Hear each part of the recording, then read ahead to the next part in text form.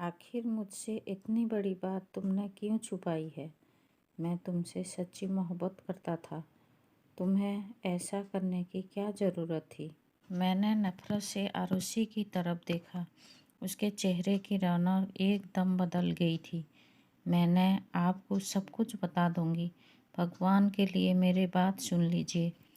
आपको मुझ पर जो भी शक है वो सब दूर करूंगी। आपका दोस्त विकास, मैं जानती हूँ आप में जो शक है, मैं आपको सब बता दूंगी।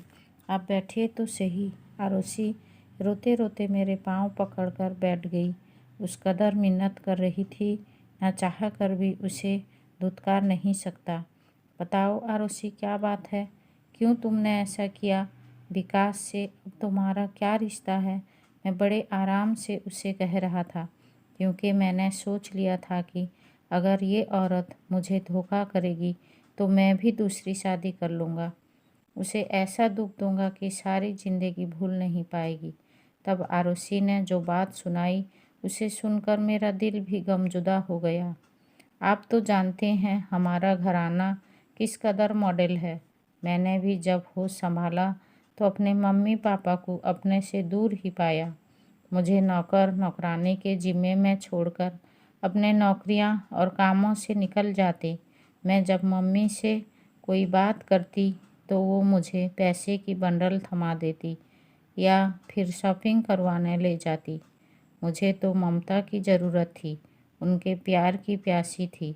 लेकिन माँ कभी मेरे तरफ मुड़ कर नहीं देखा। उस रुपये में मेरे अंदर बहुत सारे मायूसियाँ पैदा कर दिए। पहले तो मैंने अपने नौकर और नौकरानी से दोस्ती कर दी, मगर फिर जब मुझे एहसास हुआ कि वो तो सिर्फ मेरे पैसों की अहमियत को समझते हैं, मेरे जज्बात की कदर नहीं करते, तो मैंने नौकर और नौकरानी से बातचीत करना भी छोड़ दिया। अब मैं भरपूर मायूसी में ही आ गई थी। मेरी माँ ने मुझे कभी भी अपने ऑफिस आने की इजाज़त नहीं दी थी। हमेशा यही कहती थी कि मेरे ऑफिस आने से पहले मुझे बता देना, क्योंकि मेरे 1000 काम होते हैं, मैं तुमसे बात ना कर पाऊँगी। पापा भी अपने कामों में हमेशा बिजी रहते थे, मगर उस वक्त मेरा दिल बहुत मजबूर था। मैं बहुत उदास थी। सोचा अगर मम्मी को फ़ोन करूँगी तो वो आने में देर हो जाएगी। मैंने गाड़ी निकाली और मम्मी के ऑफिस चली गई। जैसे मैं ऑफिस के दरवाजे से अंदर घुसी, अंदर का मंजर देखकर मेरा दिल बुझ गया। मैं अपनी मम्मी के बारे में ऐसा सोच भी नहीं सकती थी, मगर मेरी मम्मी उस कदर रोशन साल हो चुकी थी कि हया को भूल चुकी थी। मेरे दिल में मम्मी के लिए नफ़रत और बगावत पैदा हो गई। मुझे उन औरतों से सख्त नफ़रत हुई जो लोगों को भलाई के पाठ पढ़ाते हैं और ख़ुद का किरदार इस कदर भयानक होता है, कोई सोच भी नहीं सकता। माँ से नफ़रत हुई तो मेरी शख्सियत बदल गई। मैं नाइट क्लब में जाने लगी।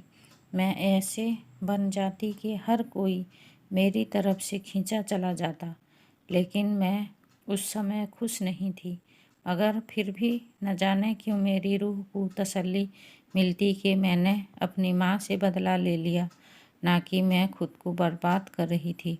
अब मैं रात के देर तक घर से बाहर रहती। मम्मी पापा को कोई खबर ना थी कि उनकी बेटी क्या कर रही है, और मैं इन सब चीज़ों में बिल्कुल डूब चुकी थी।